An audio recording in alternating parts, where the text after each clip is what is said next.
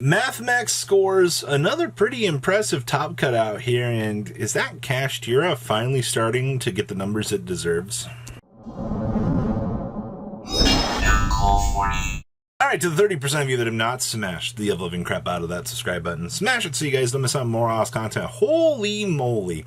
This is a pretty impressive Kashtira Ran regional here. I haven't seen a lot, and I do mean this very, very honestly. There hasn't been a lot of Kashtira domination out here, but that's not to say that it doesn't exist right now, because it does, alright? Like, these builds in particulars that we're starting to see out here, they have been shaking things up a little bit.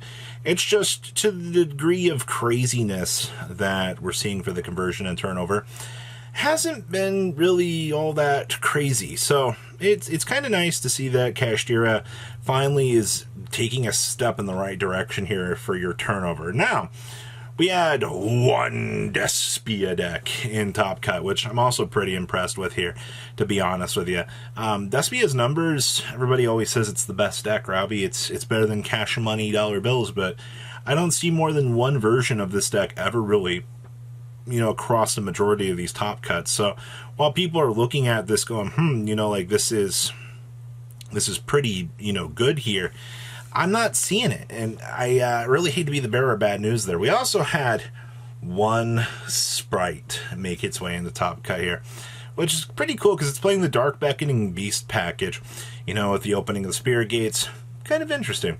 We also had one Labyrinth deck in Top Cut here as well, so you're kind of starting to see Labyrinth kind of return back with a nice little force here. Kind of good. And then we had one MathMech Duelist make it into Top Cut as well. I'm actually pretty impressed with that overall, because MathMech has been gaining a lot of popularity for a majority of these regional blocks, showcasing that, this deck is a force to be reckoned with. Let's pass on over to these deck lists. Alright, the first deck we're going to be looking at here is actually our winning Kashtira deck list. Now, not really surprised to see that Kashtira was your more dominating force out of this event. Major things here that kind of stick out to me. We're playing triple Forbidden Lance for defensive options. This has kind of become more of a norm as of late, because Forbidden Lancing, whatever, whether or not they have like the book or something to try to turn down your field, Lance gives you that protection, both offensively and defensively. So you can technically still damage step this if you really need to. I don't know how many Yu-Gi-Oh players are going to understand what that means, but okay. I see that we are also playing one Dracossack in here. Haven't really seen a lot of that, honestly. Dracosack's one of the cooler options for this deck's extra deck generation. Free token pop is pretty good. And then, of course, we're playing the double Lingaribo in case the Nightmare Corruptor is showing up. But a little bit of a phase-out happening with the Nightmare Corruptor Ibly as of late. So, good stuff for winning this. Second place here was Despia, with a very big branded package. Holy crap. So we're on triple Saronir, one Duosworm, double Magna Hut, with only one Lubellion. Technically, if they need access to the Bysteals, they have them, which will give you infinite chomp-throughs. We're playing one Brandon White, which is fine. Triple Super Poly and triple copies of Fusion Deployment. All looks pretty standard to me here. We're also side decking Thrust, so you can thrust on into that evenly matched, or technically Dimensional Barrier, to punish your opponent. Outside of that, a lot of these Despia decks, besides like however many versions of, Bysteel good stuff can you kind of throw on into the deck, really is going to be like your big question marks here for the format. Is this going to work? Is this going to be the better, ratio for this?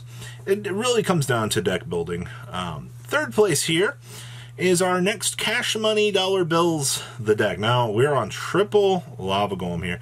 I have kind of noticed here, as of late, that some of these lists are kind of just starting to toggle away from the Lava Golem. They're like, if we're not going to have to worry about the mirror match all day, then we can kind of cut back on Lava Golems. And it does look like here, to make top 4 at this event with so many Kashtiras, this was actually a good call. Because it's kind of like the True Draco effect that we saw a while back, where people really stopped kind of siding for True Draco, and then True Draco came out of nowhere and won a YCS. And I'll reference that quite a lot, because I think that's one of the more interesting things that happened here. We're also playing Fog King down here in the side deck. I had only heard rumors of people playing the legendary Fog King. I've never seen it in application. The ability to stop your opponent from tributing your monsters. How preposterous. But, nonetheless, it has actually made a top cut. Alright. Next up here is Labyrinth. Playing triple destructive Daruma Cannon. Okay, I also see that we're only playing one of the Green Servant. That feels a little bit lackluster, but I suppose that we can get away with that. Just too evenly with Double Trap Trick, which is fine. I think the other interesting thing here is we're actually siding the Magic Deflectors down here. Magic Deflector gives us the chance to dodge Runic, or really anything that could kind of threaten our back row. We could technically Magic Deflector. Also, Magic Deflector being a normal trap card just has super levels of synergy with this deck. So that's one very good thing to kind of mention here is for everything that you're getting with this deck, the extra synergy is really, really solid. So good stuff to actually see here that additional levels of success have been achieved. Next up is our Math Mag deck. Wow. Yeah, I'm glad to see that it made top 8 of all things, and we are siding a Bysteel package down here. Interesting. So we're on Triple Magnet Hunt and the One Ball Drake of all things. I'll see that we're side decking a Change of Heart, so if your opponent sets up, you know, Big Angry or Rise Heart, you can go ahead and tell them to come on over here, and then you can link out to like Pit Knight early, for example. It really depends on the situation that you're going to find yourself in here as to what you're going to need to take advantage of here. We're playing one super factorial with one equation. As I've said countless times, those ratios have pretty much become the norm at this point. Induction is 100% optional. If you're going to usually see induction, it's usually sided. Very rare cases have we seen it actually have main deck play, but it has dramatically cut itself back on the amount of time here. Also, shout out to Small World being one of the best cards that this deck has going for it.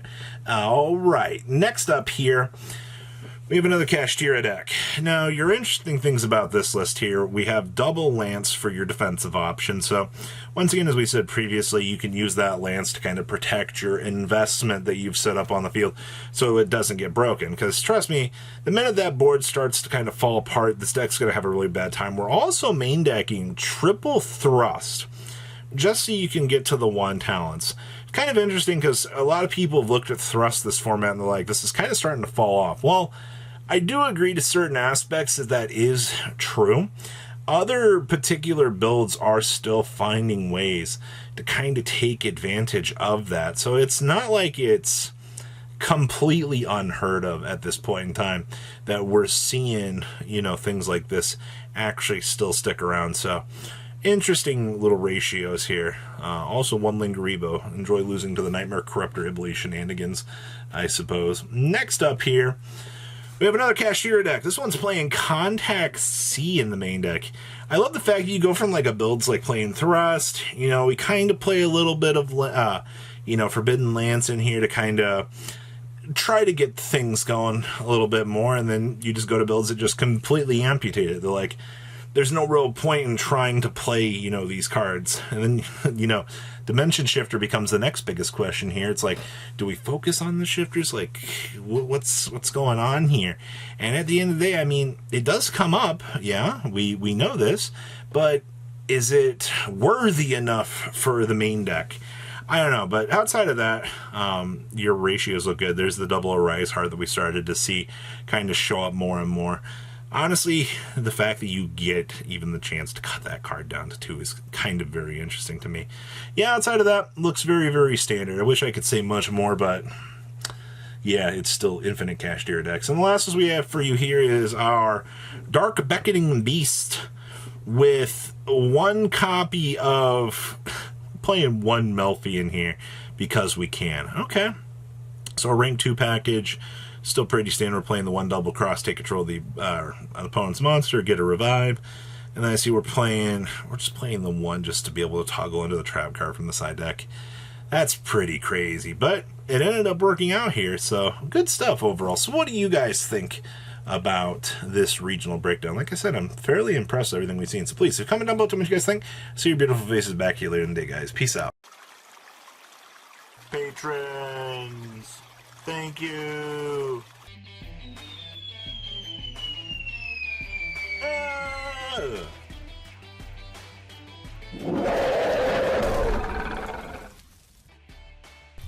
Thank you so much for watching. Check out these other videos.